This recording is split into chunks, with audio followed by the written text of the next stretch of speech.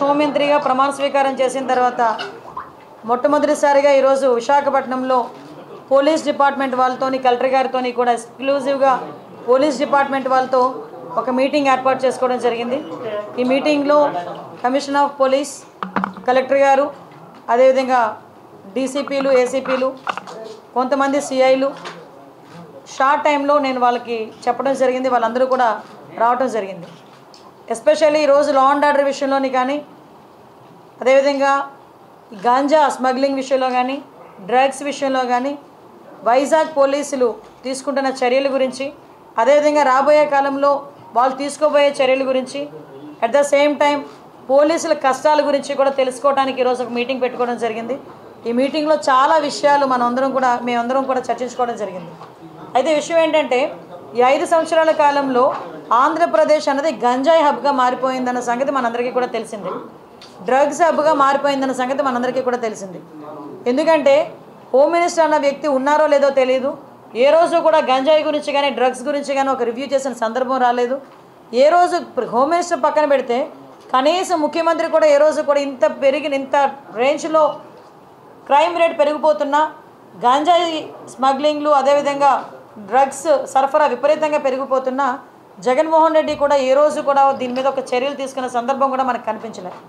అయితే ఈరోజు ఒక రెస్పాన్సిబుల్ చీఫ్ మినిస్టర్గా చంద్రబాబు నాయుడు గారు కానీ, మంత్రులుగా ఉన్న మేం కానీ, ఎమ్మెల్యేస్గా ఉన్న మిగతా ఎమ్మెల్యేస్ కానీ ఈరోజు పర్టికులర్గా ముఖ్యంగా విశాఖపట్నం లాంటి ఒక బ్యూటిఫుల్ సిటీలో ఈ గంజాయి అన్న దాని మీద ఉక్కుపాదం మోపాలి అన్న కాన్సెప్ట్ మీద ఈరోజు మేము చర్యలు తీసుకోవడానికి సిద్ధపడ్డాం. ఎందుకు ఇది ఇమీడియట్గా మీరు ఎందుకు టేకప్ చేశారు మేడం గారు అని మీరు అనుకోవచ్చు. ఎందుకంటే నిన్న నేను కొంతమంది మా ఎమ్మెల్యేస్ అందరి ఇంట్లోకి వెళ్తూ ఉంటే జనరల్ పబ్లిక్ నా దగ్గరికి వచ్చి మాట్లాడారు. మేడం గంజాని అరగట్టండి, చాలా ఇబ్బందులు పడుతున్నాం. టీచర్స్ నాకు ఫోన్లు చేశారు. గవర్నమెంట్ స్కూల్స్ దగ్గర 5th క్లాస్ 6th క్లాస్ చదువుతున్న పిల్లలు కూడా గంజాయి తీసుకుంటున్నారు. అంటే గంజాయి అంత విచ్చలవిడైపోయింది, విపరీతంగా వైజాగ్లో దొరుకుతోంది. ఒక ఎమ్మెల్యే స్థాయిలో ఉన్న ఒక వ్యక్తి ఏమని చెప్పాడంటే, గంజా వైజాగ్లో ఈవినింగ్ పూట ఆఫ్టర్ 8 కొన్ని ప్లేసెస్కి వెళ్ళడానికి మేము భయపడుతున్నాం. కొన్ని ప్లేసెస్లో ఎస్పెషల్లీ గంజాయి బ్యాచ్ ఉంటున్నారు, వాళ్ళు మా మీద తిరగబడుతున్నారు, కొడుతున్నారు, చంపుకోవడానికి కూడా సిద్ధపడుతున్నారు. ఎంత మేరకు క్రైమ్ రేట్ పెరిగిపోయిందంటే, ఎంతో ప్రశాంతమైన విశాఖపట్నంలో హత్యలు వింటున్నాం, నడి రోడ్డు మీద నరుక్కోవడం విన్నాం. సో ఇటువంటి సిచ్యువేషన్ అన్నిటిని అరికట్టాలంటే మూలాలని మనం వెతుక్కోవాలి. మూలాలైన ఈ గంజాయిని, అదేవిధంగా డ్రగ్స్ని కంట్రోల్ చేసే పరిస్థితి మనకి రావాలి. ఈరోజే గంజాయి గురించి, డ్రగ్స్ గురించి మాట్లాడుతున్నప్పుడు అనేకమైన ఇష్యూస్ నాకు బయటపడినాయి. అంటే నేను అంటానంటే ఎక్కడ ఈ గ్యాప్ నడుస్తుంది, మనకి సోర్సెస్ కట్ అయిపోయాయని అఫీషియల్స్ చెప్తున్నారు.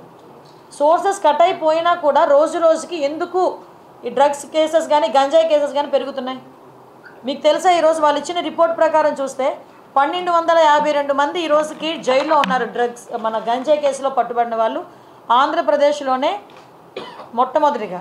మిగతా జిల్లాలన్నీ కలిపి 385. అంటే వైజాగ్లో గంజాయి సరఫరా ఎంత దారుణంగా జరుగుతుందో మీరు అందరూ అబ్జర్వ్ చేసుకోవచ్చు. ఇది నేను డిపార్ట్మెంట్ వాళ్ళు ఇచ్చిన నోట్. ఇది నాకు నిజంగా ఆశ్చర్యం అనిపించింది. నోట్ చూస్తే 1230 మంది ఆల్రెడీ జైల్లో ఉన్నారు. మొత్తం ఏంటి, మన ఒక్క విశాఖపట్నం జిల్లా, మిగతా జిల్లాలు అన్నీ కలుపుకొని 385 మంది. ఇది రిపోర్ట్ పోలీస్ డిపార్ట్మెంట్ వాళ్ళు ఇచ్చింది.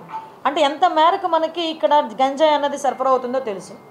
మనం ఎంత దారుణమైన సిచ్యువేషన్ అంటే, అరే గంజాయి ఈరోజు వరకు నిర్మూలన చేయడానికి 5 సంవత్సరాల కాలంలో కనీసం ఒక రివ్యూ కూడా పెట్టలేదంటేనే విచ్చలవిడితనం ఎక్కడ పెరిగిందో మనకు అర్థమవుతుంది.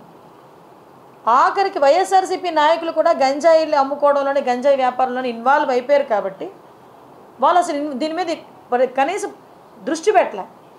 ఏమంటే చింతపల్లి నుంచి, జీమాడుగల్ నుంచి, అటువైపు నుంచి, అదేవిధంగా మనకి ఒడిశా నుంచి, ఇలాంటి మల్టిపుల్ ప్లేసెస్ నుంచి మనకి గంజాయి సరఫరా అవుతుంది.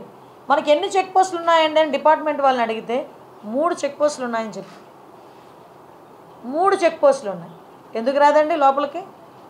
మనకి వైజాగ్కి ట్రాన్స్పోర్టేషన్ ఎక్కువ, ఇటు ట్రైన్స్ కానీ, ఇటు ఫ్లైట్స్ కానీ, రోడ్ ఫెసిలిటీస్ ద్వారా వ్యాన్లు, మిగతా అన్నీ, దాంట్లో ఈవెన్ 2 వీలర్, ఆఖరికి అమెజాన్లో కూడా పెట్టుకొని అమ్మేసుకుంటున్నాడండి డ్రగ్స్ని. కర్రీ లీవ్స్ అని పేరు చెప్పుకొని అమ్మేసే పరిస్థితి కనిపిస్తూ ఉంది. నిజంగా ఇది మనం చాలా సీరియస్గా తీసుకోవాల్సిన ఇష్యూ. అంటే అంత క్రిటికల్ సిచ్యువేషన్లో ఈరోజు వైజాగ్ పరిస్థితి ఉంది. నేను ఎందుకు దీని మీద ఇంకా ఛార్జ్ తీసుకోకుండానే నేను రివ్యూ పెట్టానంటేనే ఒకసారి దీని సీరియస్నెస్ ఏంటన్నది ఆలోచించండి. నేను ఇంకోటి కూడా చెప్పాను, టాస్క్ ఫోర్స్ ఏర్పాటు చేయండి.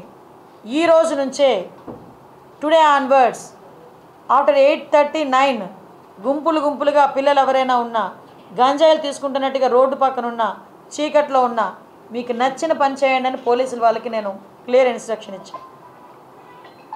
అట్ ద సేమ్ టైం ఈరోజు కొంచెం మరీ ఇంకోటి విషయం ఏంటంటే స్మెల్ డిటెక్ట్ చేయాలి. వీళ్ళు డిటెక్ట్ చేయాలి ఈ గంజా ఎక్కడుంది ట్రాన్స్పోర్టేషన్ టైంలో. స్మెల్ డిటెక్ట్ చేయడానికి రెండు ఉన్నాయి డాగ్స్ కూడా. 2 అసలు నిజంగా ఈ రాష్ట్రాన్ని ఏమి చేసేద్దాం అనుకున్నారు ఈ 5 సంవత్సరాలు నాకు అర్థం కాల. 2 డాగ్సా? కనీసం వాళ్ళకి ఇంకొకటి ఏంటంటే పోలీసులు చెప్తా ఉంటే బాధ అనిపించింది, సీజ్ చేసిన వెహికల్స్ని వేర్ హౌస్ అనేది కూడా లేదు ఈరోజు వరకు. అవన్నీ మాట్లాడితే ఒక పెద్ద ఆయన అన్నారు నాతో ఇందాక, మనకి కనీసం పోలీస్ అకాడమీ లేదండి. ఎంత దయనీయమైన పరిస్థితిలో పోలీస్ డిపార్ట్మెంట్ ఉంది, హోమ్ డిపార్ట్మెంట్ ఉంది అంటే పూర్తిగా 5 సంవత్సరాలు పొడుగు పెట్టేశారు. మీకు పోలీస్ అకాడమీ కట్టడానికి సెంట్రల్ గవర్నమెంట్ ఫండ్ 500 కోట్లు కర్నూలు దగ్గర మనకి అక్కడ అలాట్ అయింది. ఆ డబ్బులు ఏమండి అంటే ఏమో. గ్రేహౌండ్స్ అకాడమీకి మన దగ్గరే జగన్నాథపురంలో 1000 కోట్లు అలాట్ అయింది. వర్కులు జరుగుతున్నాయా అంటే తెలియదు. ఈరోజు వరకు అది ఎక్కడుందో కనిపించలేదు ఈ 5 సంవత్సరాల్లో. అంటే ఎలాగ పోలీసులు వర్క్ చేస్తారు? పోలీసులకి ఇవ్వాల్సిన మినిమం ఫెసిలిటీస్ కూడా ఇవ్వకుండా పోలీస్ డిపార్ట్మెంట్ మీద మనం ఎంత ప్రెషర్ పెట్టినా పరిస్థితి ఏంటి? ఈరోజు ఇలాంటి ఇష్యూస్ని చాలా మేము డిస్కస్ చేస్తున్నాం. డెఫినెట్గా గాంజాయి విషయంలో ఉక్కుపాదం మోపడం అన్నది ఖాయం. గంజాయి విషయంలో బతికేద్దాం, గంజాయితోనే వ్యాపారం చేసేద్దాం అనుకున్న ఎవరైనా ఈ రోజుతో క్లోజ్ చేసుకోండి. దీని మీద పర్యవేక్షణాలు చాలా సీరియస్గా ఉంటాయి. గంజాయితో దొరికితే ఏదో పాపం ఎంత దారుణం అంటే 18 నుంచి 25 సంవత్సరాల లోపు ఉన్న వాళ్ళు ఎక్కువ మంది ఈ గంజాయి ట్రాన్స్పోర్టేషన్లో.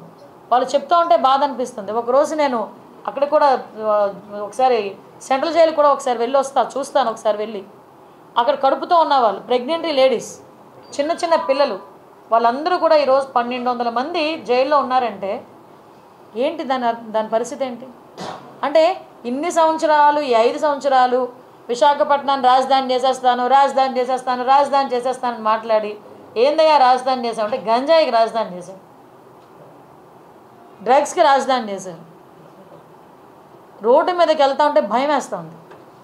ఇటువంటి సిచ్యువేషన్ నుంచి కంపల్సరీగా ఒక మార్పు అయితే తీసుకురావాలి. ఆ మార్పు తీసుకురావడానికి వైజాగ్ ప్రజల్ని కూడా నేను సపోర్ట్ కోరుకుంటున్నా. డెఫినెట్గా పోలీస్ వాళ్ళకి సపోర్ట్ చేయండి. ఇంకొకటి కూడా చెప్తున్నా, గంజాయి విషయంలో నేను పోలీసులకి ఇన్ఫర్మేషన్ ఇది కూడా చెప్పాను. గంజాయి విషయంలో ఎవరైనా పట్టుబడిన తర్వాత పోలీస్ డిపార్ట్మెంట్ వాళ్ళకి మేము అధికార పార్టీకి సంబంధించిన వాళ్ళు మనం చెప్పినా కూడా మీరు టాలరేట్ చేయొద్దు అని చెప్పా. ఎవరైనా ఒకటే తప్పు చేసినవాడు గంజాయి విషయంలో ఎట్టి పరిస్థితుల్లోని తెలుగుదేశం పార్టీ వాళ్ళైనా, జనసేన, బీజేపీ ఏ పార్టీ వాళ్ళైనా, ఆఖరికి వైఎస్ఆర్సీపీ వాళ్ళైనా ఎట్టి పరిస్థితుల్లోని ఎవరిని కూడా టాలరేట్ చేయాల్సిన అవసరం లేదు. టాలరేట్ చెయ్యం, ఎట్టి పరిస్థితులను టాలరేట్ చెయ్యం. టాస్క్ ఫోర్స్ ఈ రోజు నుంచే రంగంలో దిగుద్ది. చెక్ పోస్టులు పెంచుతున్నాం. చెక్ పోస్టుల దగ్గర సీసీ కెమెరాస్ కూడా మేము అరేంజ్ చేసుకోవడానికి సిద్ధపడుతున్నాం. చెక్ పోస్టుల దగ్గర సీసీ కెమెరాస్తో పాటు దాన్ని మానిటర్ చేయడానికి ఆల్రెడీ కంట్రోల్ రూమ్స్ దగ్గర ఉన్నాయి. కాకపోతే నాకు ఎంత బాధ అనిపిస్తుందంటే ఇవన్నీ మేము చేయగలమని వాళ్ళు చాలా కాన్ఫిడెంట్గా చెప్పారు పోలీసు. కానీ ఈరోజు సిటీలోనే చూస్తే 1700 సీసీ క్యామ్స్ ఉంటే 700 పనిచేస్తున్నాయంట. ఏంటి అంటే మెయింటెనెన్స్కి డబ్బులు లేవు. ఈ 5 సంవత్సరాలు పోలీస్ స్టేషన్ మెయింటెనెన్స్కి డబ్బులు లేవు. వాళ్ళు ఇచ్చే 8000 రూపాయలు కూడా 5 సంవత్సరాలు ఇవ్వలేదు. ఏమైపోయిందండి ఈ డబ్బు అంతా? ప్రతి నెల 8000 రూపాయలు వాళ్ళకి వచ్చే మెయింటెనెన్స్ అంటే ఆ స్టేషనరీకనో దేనికనో ఖర్చులకనో దేనికనో వెళ్తే దానికి కూడా 8,000 రూపాయలు కూడా ఈ రోజు వరకు లేవు. ఏఆర్ ఎవరైనా వాళ్ళని విఆర్లో పెడితే పని చేయించుకుంటారు కానీ జీతాలు ఇవ్వరు పోలీసులకి. ఈ 5 సంవత్సరాల దుస్థితి అది పోలీసుల దుస్థితి. నేను ఛాలెంజ్గానే తీసుకుంటున్నా, డెఫినెట్గా నేను ఛాలెంజ్గానే తీసుకుంటున్నా.